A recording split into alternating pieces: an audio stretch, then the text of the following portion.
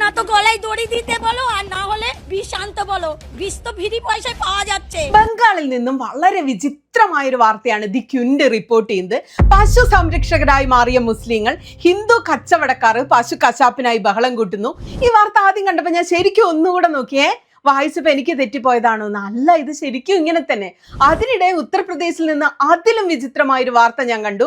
പശുവിനെ ദേശീയ മൃഗമായി പ്രഖ്യാപിക്കണമെന്ന് ആവശ്യപ്പെട്ടുകൊണ്ട് മുസ്ലിം സംഘടനകൾ രംഗത്ത് വന്നിരിക്കുന്നു.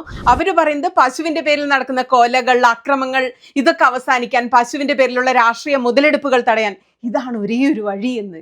मैं मुतालबा करता हूं, गाय से मजहब हिंदू का जुड़ा हुआ है, तुम उसको नेशनल जानवर बनाओ.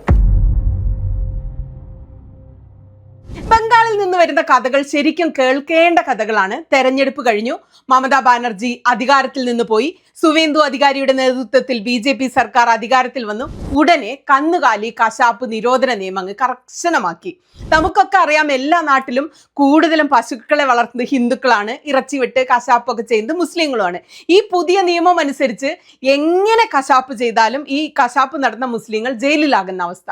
അത് പേടിച്ച് അവർ ഈ പണി തന്നെ അങ്ങ് നിർത്തി. അതോടെ വയസ്സായ പശുക്കളും കറവ പറ്റിയ പശുക്കളൊക്കെ നാട് നിറഞ്ഞു. ഹിന്ദു കച്ചവടക്കാർ കുടുങ്ങി. കശാപ്പുകാരായ മുസ്ലിങ്ങളെ മുഴുവൻ ജയിലിലാക്കാൻ വേണ്ടി കൊണ്ടുവന്ന നിയമമാണെങ്കിലും ചക്കിന് വെച്ചത് കൊക്കിന് കൊണ്ടു എന്ന് പറയുന്ന അവസ്ഥയിലാണ് ഇപ്പോൾ ബംഗാളിലെ കാര്യങ്ങൾ. കണ്ടോ, ഹിന്ദു കന്നുകാലി കച്ചവടക്കാരെ മുസ്ലിങ്ങൾ തിരിച്ചയക്കുന്നു. ഇപ്പോൾ പുറത്തു വരുന്ന വിവിധ വീഡിയോകളിൽ ഹിന്ദുക്കൾ BJPക്കെതിരെ സംസാരിക്കുന്നതാണ്.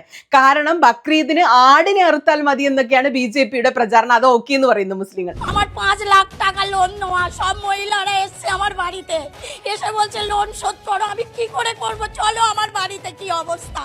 ഈദ് ആവശ്യങ്ങൾക്കായി ധാരാളം മൃഗങ്ങളെ ഹിന്ദുക്കൾ വളർത്തിയിരുന്നു. അതിനെയൊന്നും ഇപ്പൊ വിൽക്കാൻ പറ്റുന്നില്ല. അതിനോട് മുസ്ലിങ്ങൾ പ്രതികരിക്കുന്ന രീതി വൻ രസകരമാണ്.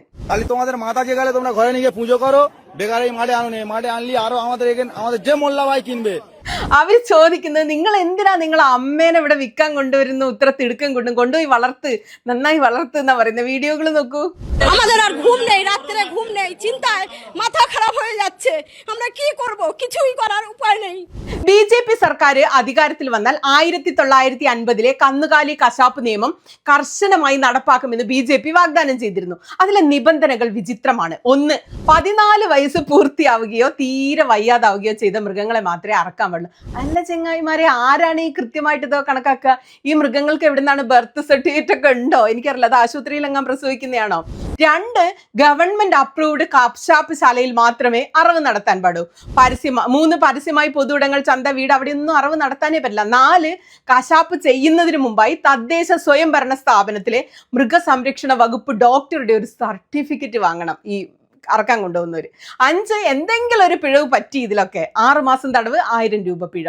ഈ നിലയിൽ വന്ന് ഉടനെ സംഘികൾ ഇറങ്ങി കന്നുകാലികളെ കൊണ്ടുപോകുന്ന ട്രക്കൊക്കെ തടഞ്ഞു. ഈ നിയമം വന്ന ഉടനെ കന്നുകാലികളുടെ ബർത്ത് സർട്ടിഫിക്കറ്റ് ഒക്കെ ചോദിക്കാൻ തുടങ്ങി. മൊത്തത്തിൽ കലാപമായി.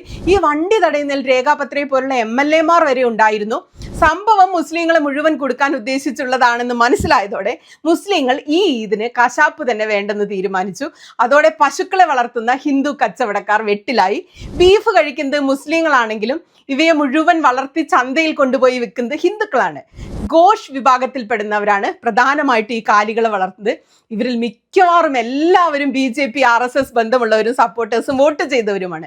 BJP ഇപ്പൊ അക്ഷരാർത്ഥത്തിൽ വെട്ടിലായി. ഇപ്പൊ കൃഷിക്കൊന്നും കന്നുകാലികളെ ആരും ഉപയോഗിക്കുന്നില്ല. പാലിനും കറവ പറ്റുമ്പോൾ പിന്നെ അറക്കാൻ കൊടുക്കാനുമാണ് കന്നുകാലികളെ വളർത്തുന്നത്. കറവ പറ്റിയ പശുക്കൾ നാട്ടിൽ നിറഞ്ഞു കഴിഞ്ഞു. വയസ്സായ പശുക്കളെ വളർത്താനുള്ള സാമ്പത്തിക ശേഷി ഈ മനുഷ്യർക്ക് ഇല്ല.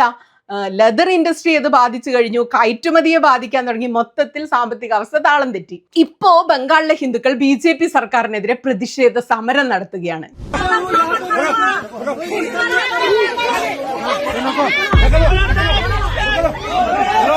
ഇതൊക്കെ കണ്ടിട്ട് എനിക്ക് ഭ്രാന്തായതാണോ അത് സംഘികൾക്ക് മുഴുവൻ വട്ടായതാണോ എന്ന് എനിക്ക് ഇപ്പോഴും മനസ്സിലായിട്ടില്ല.